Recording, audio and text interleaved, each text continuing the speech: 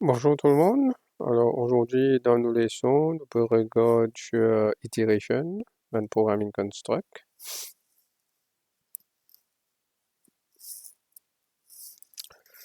Alors comme la dernière fois, je regarde sur sequence que ligne de code est exécutée line by line, and après l'autre, et puis nous get selection que set of code they are executed based on a condition. Alors basé sur une condition, alors nous pouvons exécuter un set of code. Et aujourd'hui, nous allons voir sur iteration. Alors, iteration, ça veut dire quoi? C'est que nous exécutons a set of code repeatedly. Alors, répétitivement, nous pouvons exécuter un set of code. Et ça, nous aussi, nous appelons ça loop ou soit repetition. OK? Alors, iteration. Alors, définition de iteration pour pseudocode. So, the pseudocode is executed repeatedly. Alors, ça, c'est mot-clé pour iteration, repeatedly, until a condition is met. Alors, si nous regardons dans l'exemple là,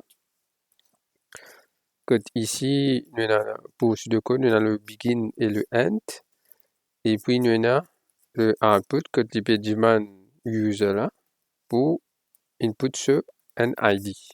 Alors, ask new user to input their chosen ID. Et là, nous pouvons faire un input, et nous pouvons store ça qui ça utilisateur là pour mettre, nous mettons dans le ID. Et là, qui nous fait, nous pouvons check le ID. Est-ce que ID là fait déjà servi? Is ID already used? Et si ID là est déjà fini déjà servi, alors qu'il nous fait, nous pouvons demander pour mettre un autre ID. Et là, nous pouvons output, nous pouvons display choose another ID. Et là, nous pouvons input ce ID là, alors la valeur qui user là pour mettre, nous pouvons store dans variable ID. Et là, qui nous fait, nous remonte là-haut là. Nous revenons là et nous rechecker is ID already used. Si ID a déjà fait servi, alors il faut rentrer là-dedans en haut, il faut choisir une lettre pour remettre ça dans ID et il faut venir et vous rechecker jusqu'à qui gagne ID qui n'est pas déjà utilisé, is not already used, de là qu'il faut faire, il faut venir. Alors tant que sa condition là pour true, il peut continuer à exécuter ça code là à l'AM. C'est qui appelle ça un loop. Et pour répéter ça, même code là, repetition. Et comme la condition là false, de la liste sortie, et il continue l'exécution au bas. Alors, si nous avons le flowchart, ici là, première code, c'est que le demand user là mettre sur user ID, soit choose un user ID, et ça lui fait le input, ici là. Et ici là, il prend une condition que tu peux checker, est-ce que ça ID là is already used, est déjà servi? Si oui, ID là déjà servi, alors là, il faut dire comme ça, mettre un autre ID. Et là, les reviennent encore, les répètent ça code là, les input ID et les recheck la condition. Si ID déjà servi, ils vont revenir ici et ils vont faire le même code. C'est même que nous trouvons de faire une loop là. Ils continuent à faire ça tant que ça continue à pour et comme la condition là vient false, et là, ils continuent exécution qui au bas là. Alors, ça, c'est ce qu'on appelle iteration, soit looping.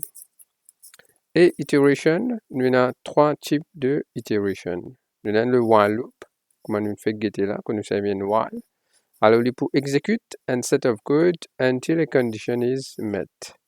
Alors, il continue à exécuter un set of code jusqu'à qui condition là devient false and une certaine condition arrivée. Deuxième, c'est for loop. For loop, il peut exécuter un set of code a number of times. Donc, quand il pas exécute un set of code, c'est pas 10 fois.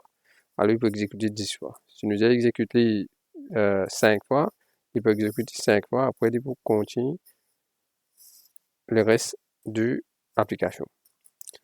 Et puis, à la fin, troisième, il y en a le repeat until. Le repeat until est pareil comme le while loop. Alors, il peut exécuter un set of code until a condition is met. The set of code is executed before condition is checked. Alors qu'il faut, il peut exécuter le code, mais à la fin qu'il va checker la condition. Et là, il peut, si bien répète le même code, alors il peut répéter le même code.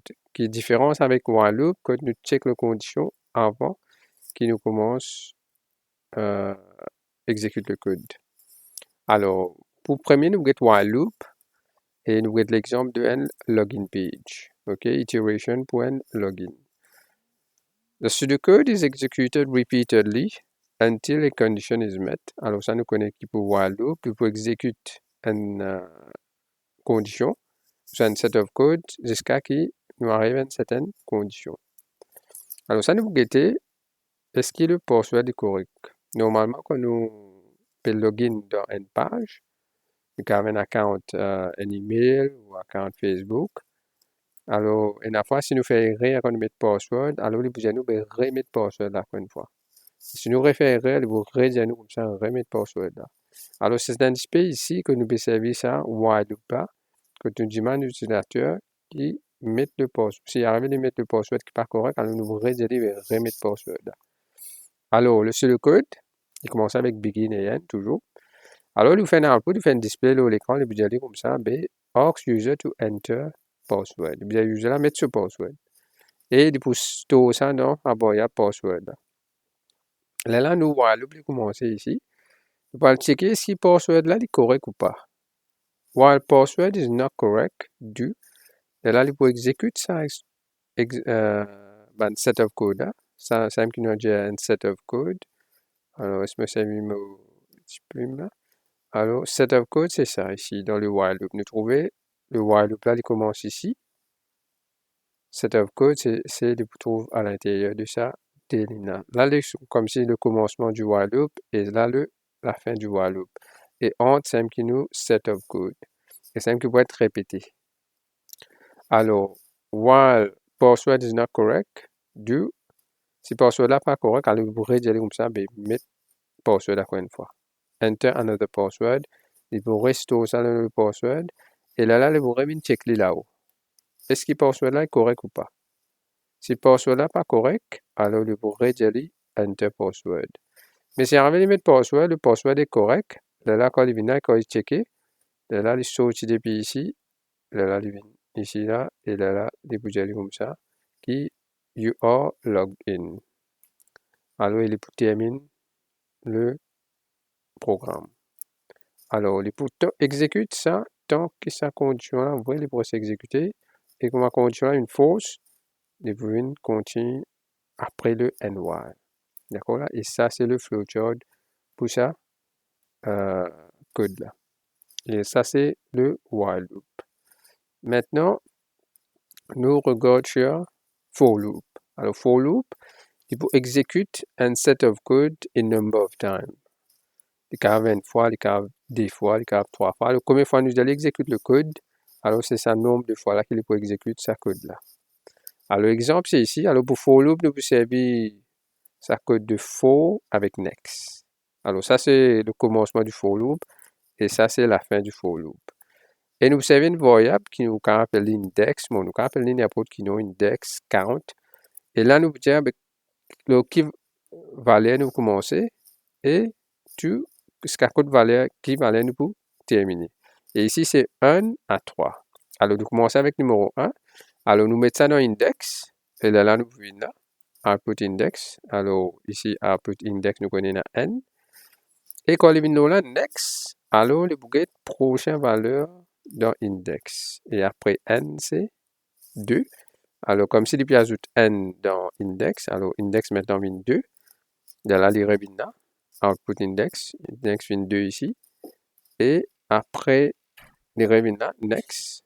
Et maintenant, là, il ajoute n dans index. Et il vient ici. Il répare les displays 3 pour index. OK? Alors, ça, c'est for loop que nous pouvons exécuter un set of instructions et number of time.